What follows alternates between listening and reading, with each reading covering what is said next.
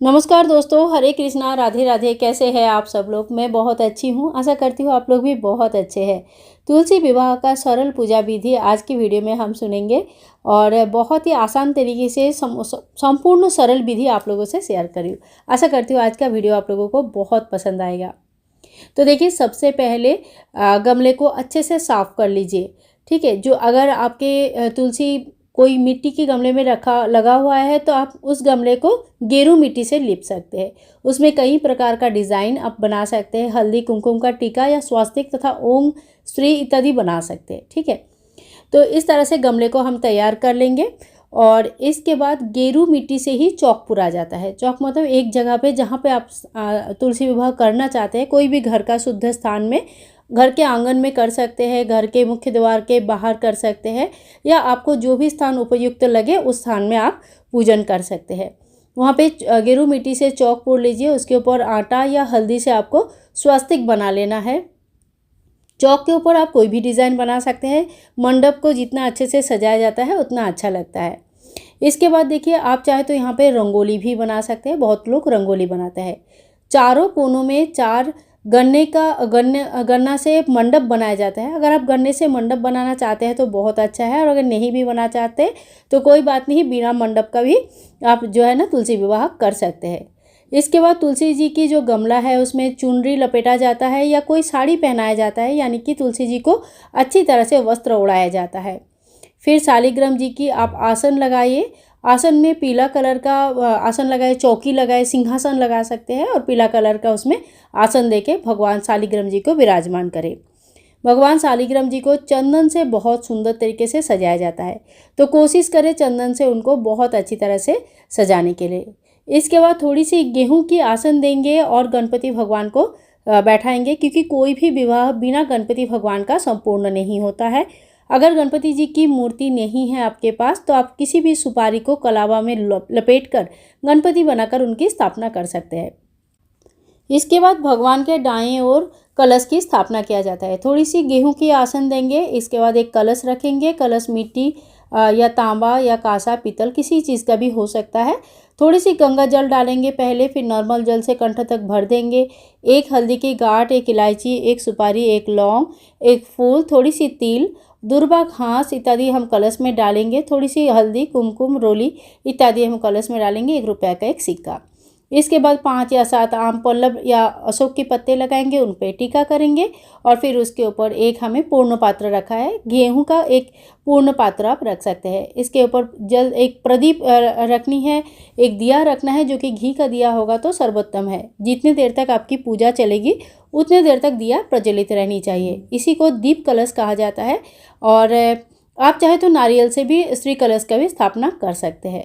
कलश के इसी तरह से स्थापना किया जाता है। कलश स्थापना होने के बाद आप शुद्धिकरण यानी कि भगवान को स्नान कराएंगे। कैसे? एक थोड़ी सी छोटी सी लोटा ले लीजिए, उसमें जो ना शुद्ध जल ले लीजिए।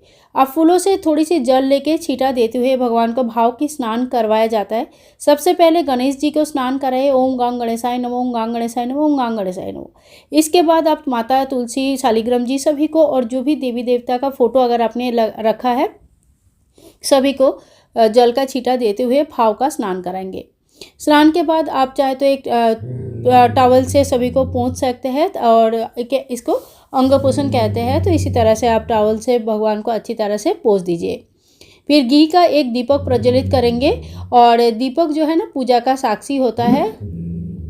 इसके बाद हम हल्दी की रस्म करेंगे। हल्दी के रस्म के लिए आप हल्दी पाउडर ले लीजिए, उसमें थोड़ी सी दूध मिलाइए और एक उपटन जैसा बना लीजिए। सबसे पहले हम गणेश जी को हल्दी चढ़ाएंगे। उसके बाद 5 बार हम शालिग्राम जी को हल्दी चढ़ाएंगे। फिर 5 बार हम तुलसी माँ को हल्दी चढ़ाएंगे। तुलसी माँ को आप 5, 7, 9 ज़्यादा संख्या में, मतलब ज़्यादा बार भी हल्दी चढ़ा सकते हैं। जैसे लड़कियों की शादी के टाइम पे हल्दी की रस्म किया जाता है, इसी तरह से तुलसी के पौधे में हल्दी लगाया जाता है। इसके बाद फिर से हम स्नान कराएंगे और उसी तरह से फूलों का छींटा देते हुए, पानी का छींटा देते हुए भाव का स्नान करा लेंगे। फिर वस्त्र स्वरूप हम मोली अर्पण करेंगे। भगवान गणेश जी को और भगवान शालिग्राम जी को जनेऊ अर्पण करेंगे। तुलसी माता को इसके बाद हम चुनरी चढ़ाएंगे। जो चुनरी हमने बांध के रखा था तुलसी जी के गमले को, वो चुनरी अलग है, और अभी जो हम चुनरी अर्पण करेंगे ये अलग होता है। इसके बाद देखिए, तिलक करेंगे तो तिलक में आप रोली से तिलक कर सकते हैं। भगवान शालिग्राम जी को चंदन से तिलक कर सकते हैं। भगवान गणेश जी को रोली और हल्दी से तिलक किया जाता है। इसके बाद हमें मेहंदी की रस्म करनी है। तो सबसे पहले हमें भगवान शालिग्राम जी को थोड़ी सी मेहंदी लगाना है और उसके बाद माता तुलसी को हम मेहंदी लगाएंगे। फिर माता तुलसी को आप सुहाग के सामग्री अर्पण करें, लाल चूड़ियाँ अर्पण करें और जो भी उनके नाम पे सुहाग के सामग्री लाए हैं बढ़िया श्रृंगार कर ले। 16 श्रृंगार इस दिन बहुत लोग अर्पण करते हैं। साथ में साड़ी, पैंट, शर्ट, बर्तन इत्यादि भी माता को चढ़ाते हैं। जैसे कोई लड़की की शादी में दान दिया जाता है, इसी तरह से तुलसी मैया के शादी में भी बहुत सारा दान की व्यवस्था किया जाता है। इसके बाद हमें सभी भगवान को फूल चढ़ा देंगे और फिर जयमाला चढ़ाना है। जयमाला को बरमाला भी कहा जाता है और 2 माला आपको लानी है, एक शालिग्राम जी के लिए और एक माता तुलसी के लिए। सबसे पहले एक माला लीजिए, शालिग्राम जी को थोड़ा सा स्पर्श करा के तुलसी जी को पहना दीजिए। उसके बाद दूसरी माला हम लेंगे और तुलसी जी को स्पर्श करा के शालिग्राम जी को पहना देंगे। इसी तरह से दोनों का वरमाला पहनाना हो जाता है। माला बदल कहते हैं इसको। और शादी का ये भी एक बहुत बढ़िया सा रस्म होता है। इसके बाद हमें गठबंधन करनी है। तो इसके लिए हमें एक पीला कलर का कपड़ा चाहिए, वस्त्र चाहिए। और आप चाहे तो सूती ले सकते हैं, आप चाहे तो रेशमी वस्त्र भी ले सकते हैं, आप चाहे तो धोती वगैरह भी ठाकुर जी के लिए ला सकते हैं। फिर वस्त्र में हम दोनों का तुलसी मैया का जो गमले का दुपट्टा है, वो दुपट्टा और पीला कपड़ा दोनों को एक साथ लेंगे और उसके ऊपर एक हल्दी की गांठ, एक कुछ पैसे, एक फूल इत्यादि रख के फिर उसको अच्छी तरह से गांठ बांध लेंगे। तो ये हमारा गठबंधन हो गया। अब ये गांठ को एक बांधे रहना देना चाहिए और भगवान को सामने हमें यही प्रार्थना करना है कि हमारे भी जो शादीशुदा ज़िंदगी का जो गठबंधन है ये हमेशा ही इसी तरह से बांधे रहे, कभी ये खुलना नहीं चाहिए। तो मतलब शादीशुदा ज़िंदगी बहुत अच्छी से कटे, बस यही एक प्रार्थना होना चाहिए। इसके बाद देखिए गमले में चुनरी तो ऑलरेडी लपेटा हुआ है, बाकी जो पीला वस्त्र है ये भगवान शालिग्राम जी के ऊपर लपेट दिया जाता है। पीला कपड़ा का दूसरा जो छोड़ होता है वो शालिग्राम जी के ऊपर लपेट दीजिए। अब इसके बाद हमें करानी है फेरे।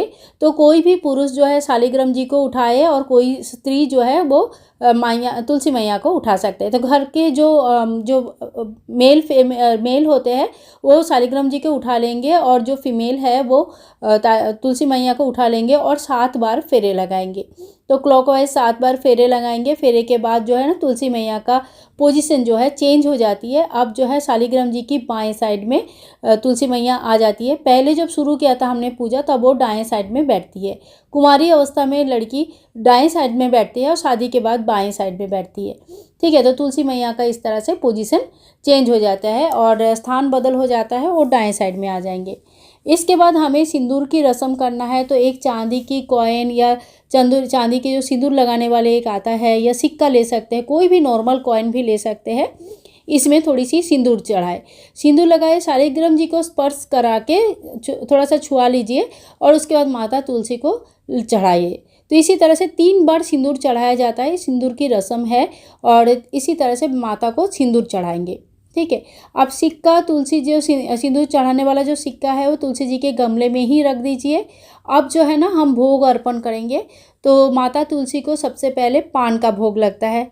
आप एक पान में सबसे पहले एक पान लीजिए, पान का जो डंठल है उसको तोड़ लीजिए। पान के ऊपर आप बतासा, लौंग, इलायची, सुपारी इत्यादि रख के माता तुलसी को अर्पण करें। गणेश जी को भोग लगाइए, अलग से गणेश जी को भोग लगता है। इस दिन मिठाइयाँ जरूर बनाया जाता है। ड्राई फ्रूट्स, मिठाइयाँ, पंचमेवा, फल, केला, 5 प्रकार के फल वगैरह आप जरूर चढ़ाए। इसके बाद जल चढ़ाए। जल के बिना कोई भी भोग जो है ना संपूर्ण नहीं माना जाता है। थोड़ी सी दक्षिणा आपको जरूर चढ़ानी है जो अगले दिन आप दान कर सके। देखिए अभी सीधा हाथ में थोड़ी सी तिल, जल और फूल लेके आप कथा जरूर सुन लीजिए। कथा सुनने के बाद फूल और जल, तिल शालिग्राम जी के चरणों में छोड़ दीजिए। फिर इसके बाद हम परिक्रमा करेंगे। परिक्रमा आप 5, 7, 11, 21 जितना आपसे कम संभव हो पाए उतना परिक्रमा आप कर सकते हैं। तो कम से कम 5 बार परिक्रमा तो जरूर करनी चाहिए। इसके बाद आप छोटे से हवन कर सकते हैं, क्योंकि विवाह है तो अग्नि प्रज्वलित होना आवश्यक है। अगर छोटा सा हवन कर पाएंगे तो सर्वोत्तम है, नहीं तो आप कपूर जला के आरती कर सकते हैं। अग्नि प्रज्वलित जरूर होनी चाहिए, खाली कपूर का हवन नहीं होता है, तो कपूर से आप आरती कर सकते हैं, नहीं तो प्रॉपर तरीके से गाय के गोबर के जो कंडे आते हैं, उपले आते हैं, उससे आप हवन कर सकते हैं। हवन करने के बाद हम हाथ जोड़ करके क्षमा याचना कर लेंगे कि देखो शादी में जो भी कमी रहेगी, कोई बेटी की शादी करना आसान बात नहीं होती है, बहुत सारे चीज़ों की ज़रूरत होती है, कुछ हम कर पाते हैं, कुछ नहीं कर पाते हैं, तो जो भी कमियां रह गया है इसके लिए हम क्षमा याचना कर रहे हैं, आप हमें कृपा क्षमा कर दे। इसी तरह से बहुत ही सरल विधि से तुलसी मैया का पूजन संपूर्ण होता है। और अगर आपके घर का ही शालिग्राम जी है तो तुलसी जी भी आप घर पे ही रख सकते हैं, लेकिन आप विवाह के लिए किसी मंदिर से या किसी और के घर से अगर शालिग्राम जी को लाए हैं तो माता तुलसी को विवाह के बाद उनके घर में विदाई आपको जरूर करनी चाहिए। तुलसी मैया का इसी तरह से घर पर शादी किया जाता है और बहुत ही मांगलिक माना जाता है, अपने शादीशुदा जीवन में एक बहुत बड़ा आशीर्वाद माना जाता है। तो दोस्तों आज का वीडियो आप लोगों को कैसे लगा ज़रूर बताना, अच्छा लगा तो please like share and comment, channel को सब्सक्राइब करके रखें। और थोड़ा सा भी अगर वीडियो आपको लगता है कि यूज़फुल है, अच्छा है, आपका कोई भी काम का है, तो आप प्लीज़ वीडियो को लाइक ज़रूर करें और ज़्यादा से ज़्यादा शेयर करें। मिलते हैं नेक्स्ट वीडियो में, तब तक के लिए हरे कृष्णा, राधे राधे।